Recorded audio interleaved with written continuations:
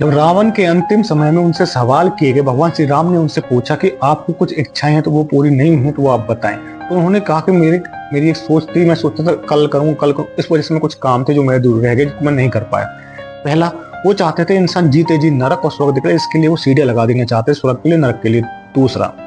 वो चाहते थे जो समुद्र है वो मीठा हो जाए, जिसकी वजह से जो इंसान है वो प्यासा ना रहे, कोई भी जीव प्यासा न मरे, इसलिए वो जो खारा है समुद्र वो मीठा हो जाए।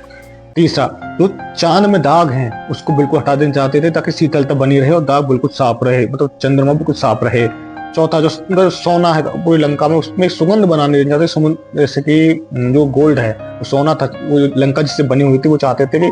उस सोने से सुगंध, ऐसी अच्छी सुगंध आए कि वो लोगों को अपनी तरफ खींचे। साथ के साथ वो चाहते थे कि एक पिता से पहले कभी भी एक पुत्र की डेथ ना हो, मतलब मृत्यु ना हो, क्योंकि ये बहुत दुख की बात है कि इंसान कि जब पिता से पहले पुत्र की डेथ हो जाती है तो बहुत दुख होता परिवार को। पहले पिता की डेथ होती, फिर पुत्र की डेथ होती।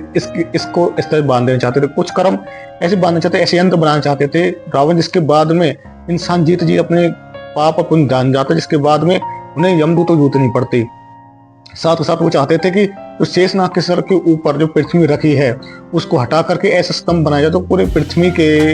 सोने से और इंद्रदेव वज्र से मिलकर बनाया जाता, जो पूरे पृथ्वी के भार को उठा लेता और शेषनाग बिल्कुल उस पृथ्वी के भार से आजाद हो जाते। साथ